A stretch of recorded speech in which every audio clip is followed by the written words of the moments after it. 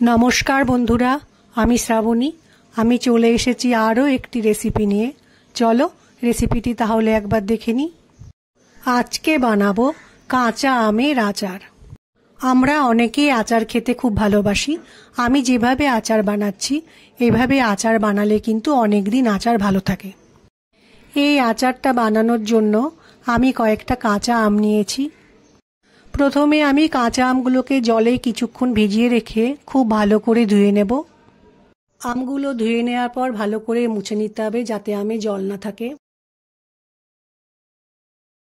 তারপর আমি আমের খোসা ছাড়িয়ে আমগুলোকে এরকম বড় বড় টুকরো করে কেটে নিয়েছি। আচারের ভাজা মশলা বানানোর জন্য আমি জিরে, ধনে, মৌরি, শুকনো লঙ্কা নিয়েছি। মেথিটা একটু কম নিয়েছি কারণ মেথি বেশি দিলে তেতো হয়ে যায়। ভাজা মশলাটা বানানোর জন্য প্রথমে কড়াইয়ে শুকনো লঙ্কাটাকে আমি কিছুক্ষণ একটু ভেজে নেব। শুকনো লঙ্কাটা একটু ভাজা হয়ে গেলে আমি যে মশলাগুলো দেখালাম সেগুলো একটা বাটির মধ্যে আমি নিয়েছি। সেগুলো কড়াইয়ের মধ্যে দিয়ে আমি কিছুটা সময় ভেজে নেব। ভাজার সময় খেয়াল রাখতে হবে মশলাগুলো যেন পুড়ে না যায়। এই ভাজা মশলা ভাজার সময় গ্যাসের ফ্লেমকে লো করে রেখে একটা খুন্তির সাহায্যে কিন্তু মশলাটা বারে বারে নাড়তে হবে, না হলে পুড়ে যাবে। মশলাটা বানানো হয়ে গেছে, একটা বাটির মধ্যে রেখে ঠান্ডা করে আমি মিক্সিতে গুঁড়ো করে নেব। আচারটা বানানোর জন্য আমি কড়াইয়ে সর্ষের তেল দিলাম। তেলটা গরম হয়েছে, এবার একটু মৌরি দিলাম।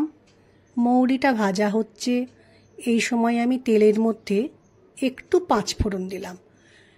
এবার আমি সমস্ত ফোড়নকে খুন্তির সাহায্যে একটু ভালো করে ভেজে নেব।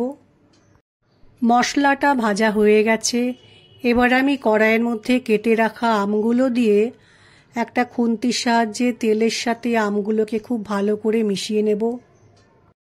আমগুলো তেলের মধ্যে দেওয়ার পর কিছুটা সময় একটু ভালো করে রান্না করতে হবে। কাঁচা অবস্থায় গুড় দিয়ে দিলে কিন্তু চলবে না। আম আমি কিছুটা সময় রান্না করে নেওয়ার পর এবার আমি এক এক করে মশলা দেব। প্রথমে দিলাম নুন। নুনটা একটু বুঝে দিতে হবে কারণ আখের গুড় কিন্তু একটু নোনতা স্বাদের হয়।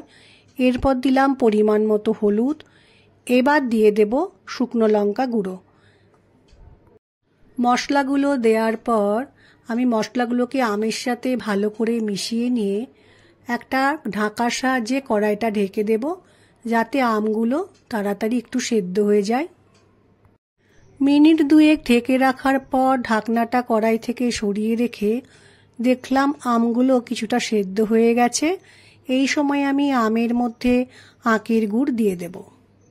যদি খুব মিষ্টি আচার বানাতে চাও তাহলে বেশি আখের গুড় দেবে, আর যদি একটু টক রাখতে চাও তাহলে অল্প আখের গুড় দেবে। আমটা কতটা পরিমাণে টক সেই বুঝে কিন্তু আখের গুড়টা দিতে হবে। আমের মধ্যে আখের গুড়টা দেওয়ার পর আমি কিন্তু খুব ভালো করে মিশিয়ে নিয়েছি। আমের মধ্যে আখের গুড় দিয়ে ফুটছে, এই সময় কিন্তু আচারটা বারে বারে নাড়তে হবে, না হলে গুড় কড়াইয়ে লেগে আচারটা পুড়ে যেতে পারে। আচারটা বানানোর সময় গ্যাসের ফ্লেমকে অবশ্যই লো করে রাখতে হবে। আচার প্রায় তৈরি হয়ে এসেছে। এই সময়ে আমি ভেজে রাখা ভাজা মশলা কড়াইয়ের মধ্যে দিয়ে আচারের সাথে খুব ভালো করে মিশিয়ে নেব।